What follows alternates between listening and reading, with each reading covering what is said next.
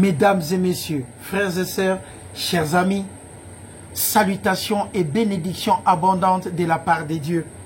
Au nom de Jésus-Christ, notre seul Seigneur et Sauveur. Le livre de Matthieu, chapitre 6. Le livre de Matthieu, chapitre 6. À partir du verset 30. Si Dieu revêt ainsi l'herbe des champs qui existe aujourd'hui et demain sera jetée au four, ne vous vêtira-t-il pas à plus forte raison, gens de peu de foi? Ne vous inquiétez donc point, et ne dites pas que mangerons-nous et que boirons-nous, de quoi serons-nous vêtus? Car toutes ces choses, ce sont des païens qui les recherchent. Votre Père Céleste sait que vous en avez besoin. Je suis votre bien-aimé, Monsieur Guy Ambangito de Bahaba Motiga, et je vous souhaite la bienvenue à la conférence Une heure pour Dieu, la croyance authentique. Le thème de notre enseignement, une autre forme de prière. On est toujours dans le besoin. Nous sommes obligés de croire du matin au soir. Le lendemain, quand on se réveille, nous sommes encore obligés de croire pour recevoir quoi que ce soit de Dieu. Nous prions. Nous faisons cela par des prières, des supplications, des actions de grâce. Mais croyez-moi, mesdames et messieurs, il y a aussi une autre forme de prière que peut-être on ignore. Dieu a tant aimé le monde qu'il a donné son Fils unique.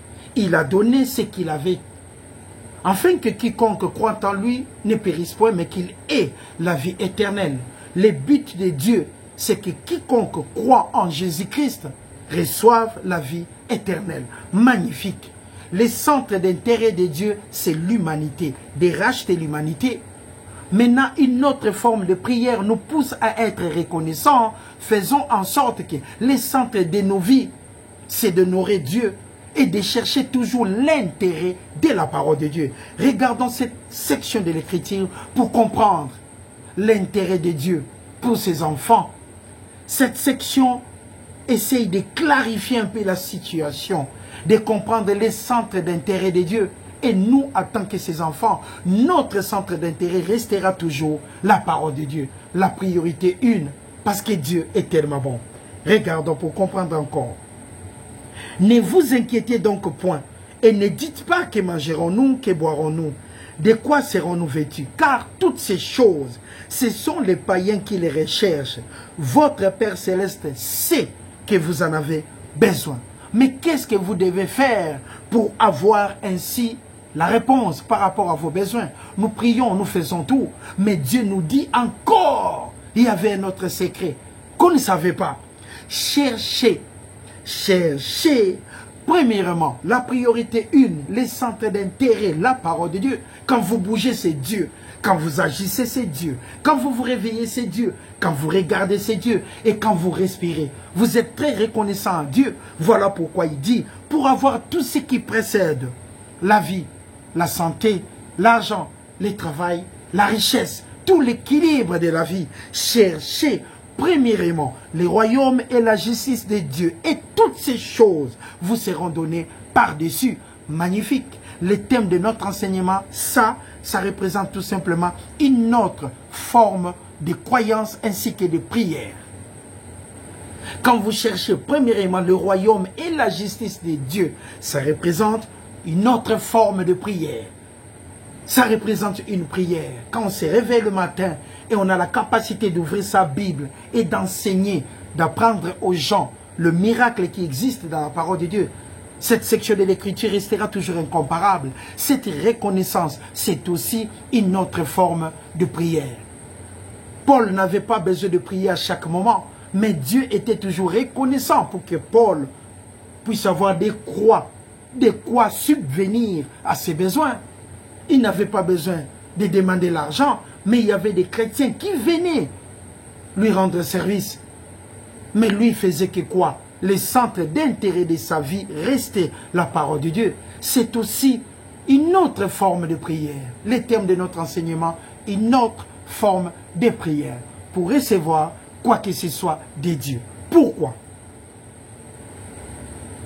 La bénédiction de l'Éternel enrichit et il ne la fait suivre d'aucun chagrin. Nous sommes bénis quand nous posons de bonnes actions. Nous sommes bénis quand nous enseignons la parole de Dieu. C'est la bénédiction de l'Éternel qui enrichit et il ne la fait suivre d'aucun chagrin. On est béni quand on a la capacité d'ouvrir la Bible et d'enseigner cette parole. Parce que Dieu a tant aimé le monde, il a donné ce qu'il avait. Le centre d'intérêt de Dieu, c'était l'humanité. Maintenant, nous, à notre tour, nous devons l'honorer. Et pour honorer Dieu, il faut comprendre l'intérêt de Dieu. C'est quoi? 1 Timothée, chapitre 2. L'épître de 1 Timothée, chapitre 2. Le thème de notre enseignement, une autre forme de prière pour recevoir quoi que ce soit de Dieu. Ah, David a toujours dit, j'ai été jeune, j'ai vieilli. Je n'ai point vu le juste abandonné, ni sa postérité mendiant son pain. La base dans ces versets, je n'ai point vu le juste, un chrétien, mendiant son pain. Je n'ai jamais vu cela. Je n'ai jamais vu cela. Pourquoi David savait que Dieu n'a jamais abandonné ses enfants? Mais nous, maintenant, à notre tour, qu'est-ce qu'on peut faire pour que le centre d'intérêt de nos vies répond aussi au désir, si vous voulez bien, à l'équilibre de la parole? 1 Timothée chapitre 2. Le livre de 1 Timothée chapitre 2. Nous allons regarder la parole de Dieu pour comprendre combien Dieu est amour. À partir du verset 3. Cela est bon et agréable devant Dieu notre Sauveur, qui veut, qui désire que tous les hommes soient sauvés et parviennent à la connaissance de la vérité. Ce qui est important pour notre Dieu, c'est que tous les hommes soient sauvés et parviennent à la connaissance de la vérité. Si vous arrivez à un village que vous ne connaissez personne, vous allez passer des moments difficiles. Mais si vous arrivez à un village que vous connaissez tout le monde, vous êtes tranquille et à l'aise. Vous pouvez demander à boire et à manger. Croyez-moi, vous serez servi. Si vous ne connaissez personne, tout le monde se posera la question, mais il est qui celui-là? Et les gens vont hésiter. Que Dieu vous bénisse. Il est bon et agréable devant Dieu que tous les hommes soient sauvés et parviennent à la connaissance de la vérité. Quiconque sait la parole de Dieu, quiconque qui comprend les oracles que Dieu a établis dans sa parole, que tout est possible à celui qui croit, celle-ci va demeurer toujours dans l'abondance et à l'équilibre. Parce qu'il saura toujours qu'avec Dieu nous devons être patients, parce qu'il connaît les temps convenables pour bénir son peuple. Quiconque qui connaît la grâce de Dieu, si tu confesses de ta bouche le Seigneur Jésus, et si tu crois dans ton cœur que Dieu l'a ressuscité des morts, tu seras sauvé. C'est une grâce pour cette personne. Mais quelle est la personne qui doit enseigner la parole pour informer les autres? C'est vous et moi. Le centre d'intérêt de l'homme sur cette terre restera toujours la parole de Dieu. Parce que le centre d'intérêt de Dieu, c'est l'humanité. Voilà pourquoi il envoya son Fils unique. Incroyable. Le thème de notre enseignement pour recevoir quoi que ce soit de Dieu. Une autre forme de prière. Servir Dieu et faire tout que l'intérêt de vos actions soit que pour l'Éternel des armées. Magnifique. Dieu veut que tous les hommes soient sauvés et parviennent à la connaissance de la vérité. Matthieu chapitre 6. Matthieu chapitre 6. Nous allons voir encore clair. Cependant, je vous dis que Salomon, même dans toute sa gloire, n'a pas été vêtu comme l'herbe des champs. Si Dieu rêvait ainsi l'herbe des champs, qui existe aujourd'hui et demain sera jetée au four, ne vous vêtira-t-il pas à plus forte raison, gens de peu de foi, qui manquent de confiance? Ne vous inquiétez donc point, parce que l'inquiétude représente la croyance négative. Mais nous, en tant que des chrétiens, nous croyons toujours positivement pour recevoir quoi que ce soit de Dieu, par des prières, des supplications, ainsi que des actions de grâce. Mais aujourd'hui, nous sommes en train d'enseigner une autre forme de prière. Agir pour que la parole de Dieu avance. Une autre forme de prière pour recevoir toujours quoi que ce soit de Dieu. Marcher pour l'intérêt de Dieu. Et courir pour l'intérêt de Dieu. Trotter pour que Dieu puisse avancer. Comment la parole de Dieu peut avancer si tout le monde ferme sa Bible? Comment la parole de Dieu peut atteindre le monde entier si tout le monde ferme sa Bible? et on laisse la charge aux pasteurs, aux évêques et autres. Mais nous, à la maison, nous avons cette capacité de lire et de parler aux gens, ne fût-ce qu'un verset, afin que tout le monde comprenne qu'il est agréable à Dieu, que tous les hommes soient sauvés et parviennent à la connaissance de la vérité. Nous prions pour recevoir quoi que ce soit de Dieu. Mais lui-même, il a dit, si l'herbe des champs peut être décorée, à plus forte raison, il est là pour vous, gens de peu de foi. La parole de Dieu nous décline, nous devons croire, mais n'oublions pas que le centre d'intérêt de la vie d'un homme sur cette terre doit toujours être la parole de Dieu. Même le centre de gravité de notre vie reposera toujours dans la parole de Dieu. La parole de Dieu restera toujours l'équilibre de nos reins. La parole de Dieu restera toujours notre vie. Une passion.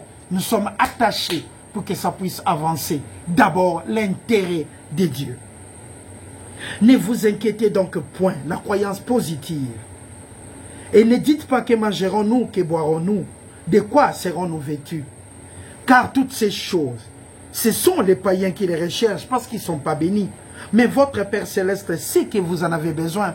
Or, la bénédiction de l'Éternel a enrichi et il ne l'a fait suivre d'aucun chagrin. Nous sommes bénis quand nous posons de bonnes actions.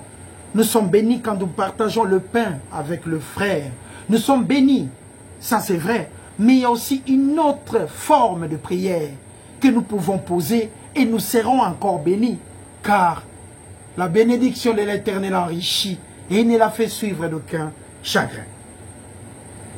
Cherchez ce que nous devons faire en retour.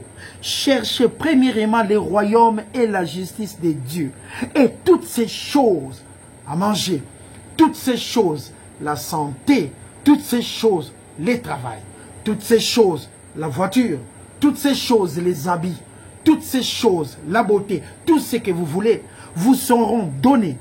Vous seront donnés par-dessus, mais en première des choses, en priorité une, cherchez premièrement le royaume et la justice de Dieu. Amen. Magnifique, complètement complète cette parole. Incroyable la profondeur de cette parole. Ça se représente une autre forme de prière. Cherchez premièrement le royaume et la justice de Dieu. Croyez-moi, mesdames et messieurs, pour se rendre à ville, il y a toujours des bus. Vous pouvez prendre un taxi. Mais pour partir à l'église, il y a toujours la fatigue. Quand vous vous réveillez pour partir à l'église, il y a toujours quelque chose qui ne joue pas. Mais si vous vous réveillez pour vous rendre en ville, acheter des habits ou quoi que ce soit, le taxi est là autant convenable. C'est ça, cette différence de potentiel qui est incroyable. Ça explique tout simplement que la voie de Dieu, ce n'est pas facile. Parce que quand on est béni, on a la vie. Mais la terre nous arrache toujours des bénédictions. On nous arrache toujours l'opportunité de servir Dieu.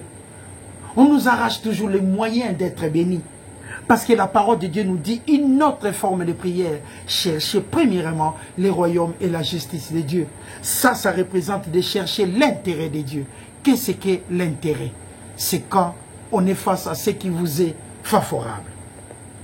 Regardons la parole pour comprendre comment Dieu est tellement magnifique. Regardons toujours l'intérêt de Dieu. Deuxième Chronique. Première Chronique plutôt chapitre 1. Première Chronique chapitre 1. Nous allons voir. À partir du verset 9. Savoir chercher les centres d'intérêt de Dieu. Cherchez tout d'abord Dieu dans la vie. Quand on se réveille, cherchez Dieu. Premièrement Dieu.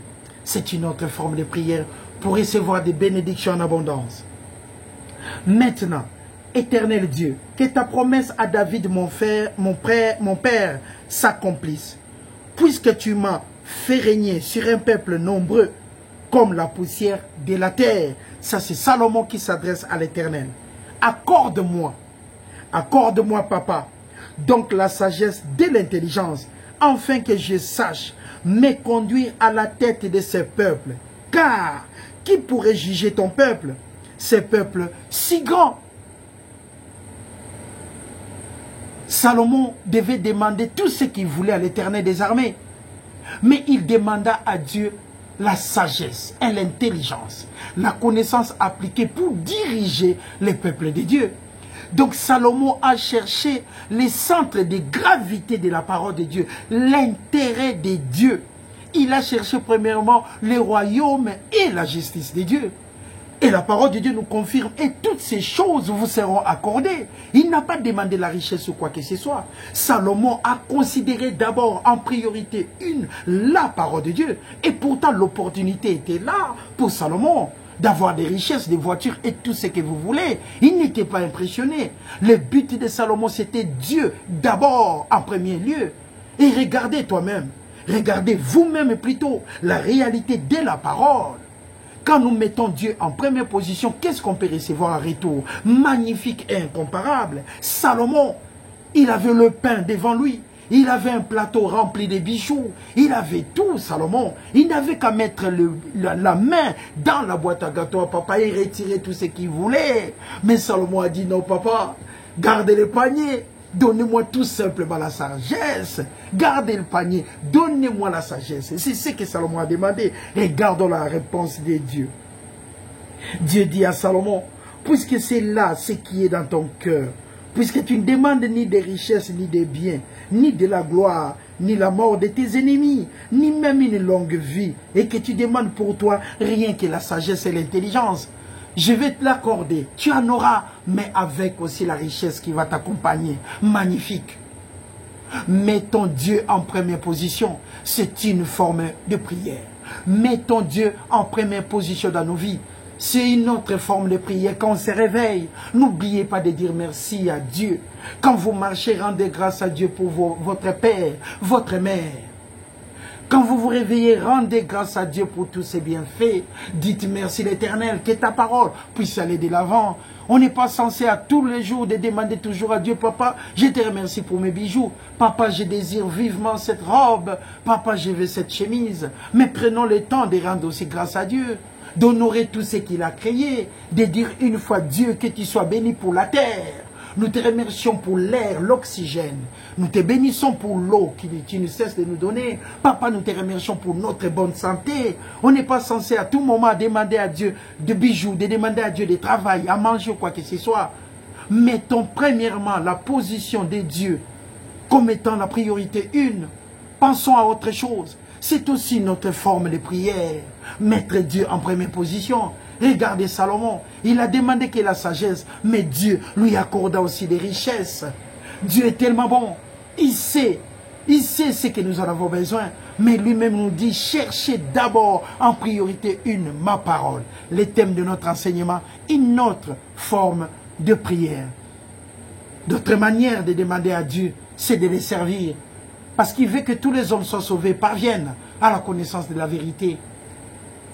Vous pensez que quand vous enseignez la parole tous les jours, et vous n'avez pas le temps de demander à Dieu du pain, vous pensez que vous n'allez pas avoir du pain? Non, parce que Dieu sonde nos cœurs et nos reins.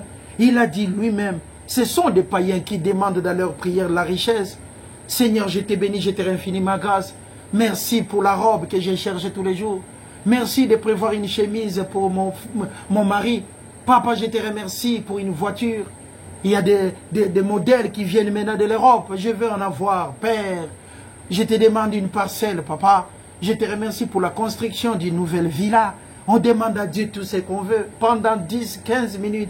Et on oublie de dire tout simplement que papa soit béni pour l'eau que tu as rendue disponible. Mettons Dieu en première position. Et toutes ces choses vous seront données par-dessus. Pourquoi? Parce que vous méritez cela et que vous êtes ses enfants. Vous avez les droits légaux de mettre la main dans la boîte à gâteaux et pour retirer ce que vos cœurs désirent. Mais cherchez aussi l'intérêt de Dieu. Les centres de gravité de la parole reposent sur nous. Et l'expansion de celle-ci repose sur nous. L'essor qui est la qualité repose sur nous. Nous sommes des responsables de cette parole afin que tout le peuple soit sauvé et parvienne à la connaissance de la vérité. Que Dieu vous bénisse abondamment. La bénédiction de l'Éternel ne fait qu'enrichir et il ne la fait suivre d'aucun chagrin. D'aucun chagrin. Quand vous voyez un enfant qui dit toujours, papa, Bénis mon Père au travail. Donne à mon Père de la force afin que nous ayons à manger. L'enfant est reconnaissant vis-à-vis de son papa. À plus forte raison, nous, dans nos prières, n'oublions pas de rendre grâce à l'Éternel et que la parole de Dieu reste le centre de gravité. Il faut tout d'abord comprendre l'intérêt. L'intérêt, c'est quand une situation vous est favorable. Mais notre intérêt doit rester toujours la parole de Dieu. 1 Corinthiens chapitre 13. L'épître de 1 Corinthiens chapitre 13. Quand je parlerai les langues des hommes et des anges, si je n'ai pas la charité et l'amour de Dieu, je suis un airain qui résonne ou un cymbale qui retentit. Quand je distribuerai même tous mes biens pour la nourriture des pauvres, quand je livrerai même mon corps pour être brûlé, si je n'ai pas la charité, cela ne me sert de rien. Regardons des caractéristiques. La charité est patiente, elle est pleine de bonté. La charité n'est point envieuse. La charité ne se vante point. Elle ne s'enfle point d'orgueil. Elle ne fait rien de malhonnête. Et la charité ne cherche point son intérêt. Notre intérêt dans la vie, la priorité une doit rester toujours la parole de Dieu. Nous devons servir Dieu avec amour. Nous devons nous attacher à la parole de Dieu. C'est vrai, mesdames et messieurs. Si vous regardez une bagarre, par exemple, des situations compliquées actuellement sur cette terre, tout le monde cherche à regarder, à savoir. C'est vrai, la parole de Dieu est oubliée des fois dans d'autres circonstances. C'est quand on tombe malade qu'on se souvient que Dieu existe, malheureusement.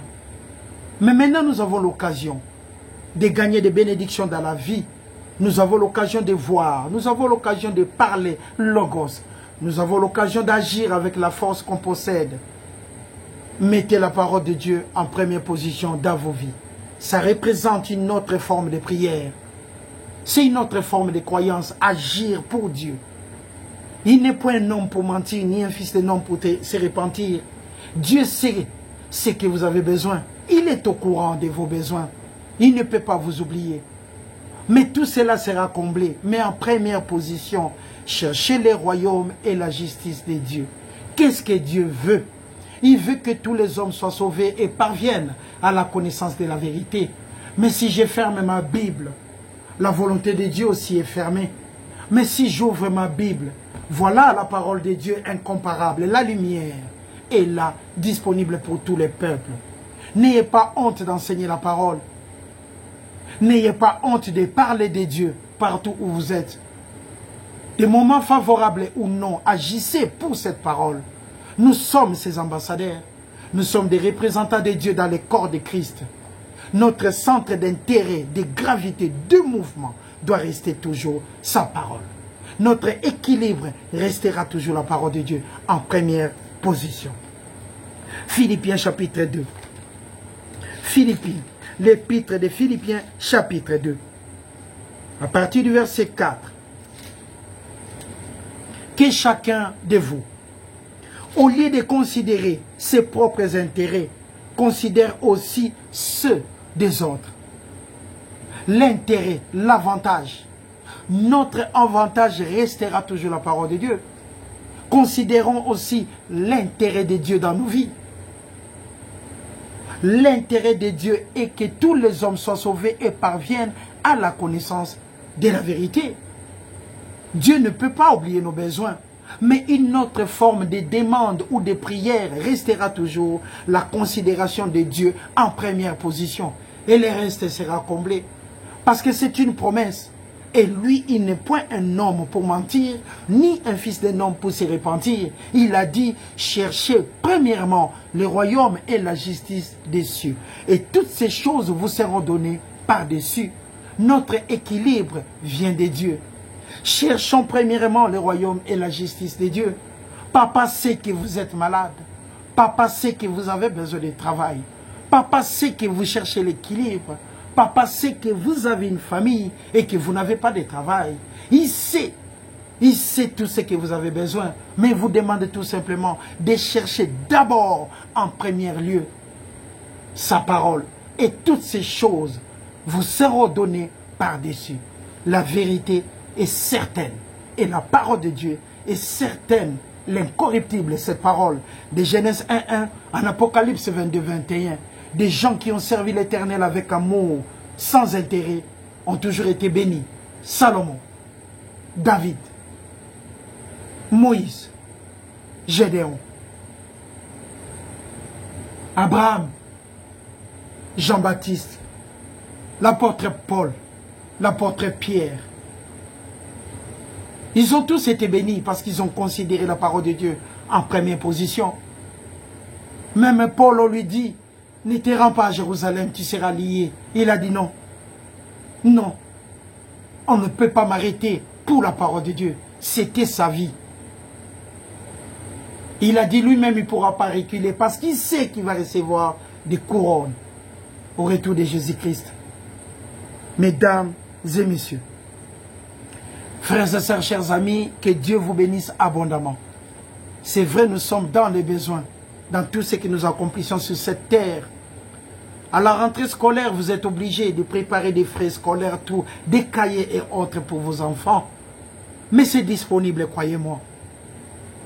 Vous imaginez un parent, un papa qui n'a pas de travail, une maman qui n'a pas de travail, bloqué par des frais scolaires de ses enfants. La réponse est là. Et toutes ces choses vous seront données par-dessus. Cherchez d'abord les royaumes et la justice de Dieu. C'est une autre forme de prière qui sera toujours accompagnée par la croyance. La croyance est le titre de propriété des choses pour lesquelles on prie en demandant à l'Éternel des armées et ça sera accompli.